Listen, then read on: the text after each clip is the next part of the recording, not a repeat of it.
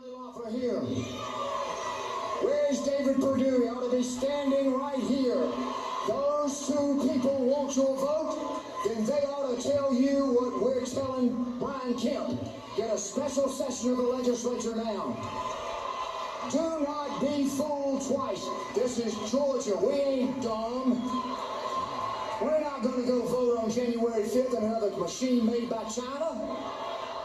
You're not going to fool Georgians again. If Kelly Loeffler wants your vote, if David Perdue wants your vote, they've got to earn it.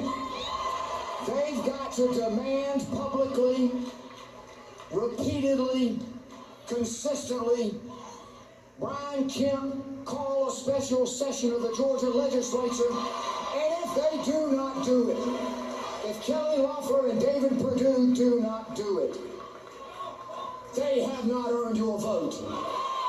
Don't you give it to them.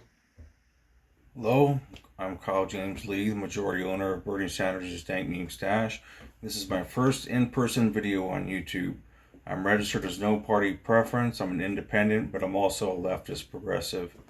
That video you just saw was Trump attorney Lin Wood speaking at a Stop the Steal rally in Georgia yesterday.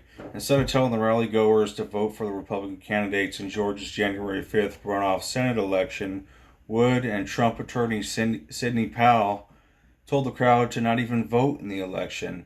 They told the crowd that the Senate election will be rigged just like the 2020 presidential election. Now, why would these people even want to vote at all after hearing that? They're successfully suppressing their own party's vote in the upcoming election. Not too long ago, some Trump supporters in Georgia were convinced that they should write in President Donald Trump in the Senate election rather than vote for their own party's candidate. That's another thing that suppresses their own party's vote.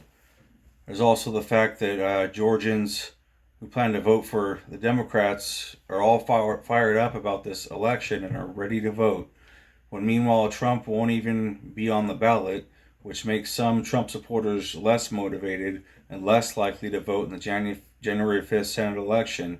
That alone suppresses votes for Republicans. Then there's also that Trump himself has been on a nonstop tantrum, plus a flurry of failed lawsuits that claim the 2020 presidential election was rigged and there's widespread voter fraud, all with almost zero credible evidence to back up those claims. Trump's election fraud accusations against anyone who tries to get in his way, even people from his own political party, have become dangerous, with election officials and other related election employees in Georgia and other states receiving death threats targeting them. But some Trumpers in Georgia are still convinced of all the false claims Trump has been making. It's likely that those people won't vote in the Senate election either. If they're convinced that the election is rigged and their vote doesn't matter, why should they even bother to vote, right? This is yet again another form of suppressing their own Republican vote. Some Trumpers in Georgia are even convinced that their own Republican governor, Brian Kemp, is on some wild, massive voter fraud conspiracy and that he is plotting and scheming against Trump. Kemp is the same guy who enforced an abortion ban in the state with strict guidelines for who qualifies to receive an abortion, and is still in effect as of September 1st, 2020. Kemp is also the same guy who in July sued Democratic Atlanta Mayor Keisha Lance Bottoms and the Atlantic City Council over statements that Bottoms made, which some Georgians may have interpreted as meaning that restaurants would have to be shut down. Kemp did, however, drop the lawsuit this past August. This is the same guy who enacted optional mask mandates at the local level with light guidelines and is far less restrictive. This is nothing like what some of the more democratic states have been doing. But somehow, Georgian Trumpers are still convinced that Republican Governor Brian Kemp is working against them. Do these people realize that all of this will cost them the Senate? All of these things and more combined is what will likely cause Republicans to lose control of their power in the Senate, and then the Democrats will be in control of the Senate, along with still holding on to the House plus the White House.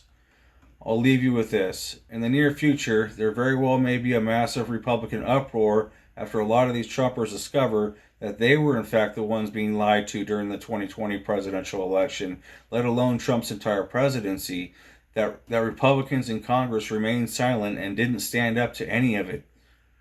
This would lead to a mass Republican exodus, with countless now former Trump supporters deciding to leave the Republican Party and instead stand against it. If this happens, and I believe something like it will, it would mean that Republicans won't stand a chance in the 2022 and 2024 elections. Although some of these people would choose to join the Libertarian Party, that lead to a big uprising for that party rather than them joining the Greens or a lesser established party. Some would also become Democrats at the same time, with the Democratic Party still outweighing Libertarians, along with now overpowering the Republicans.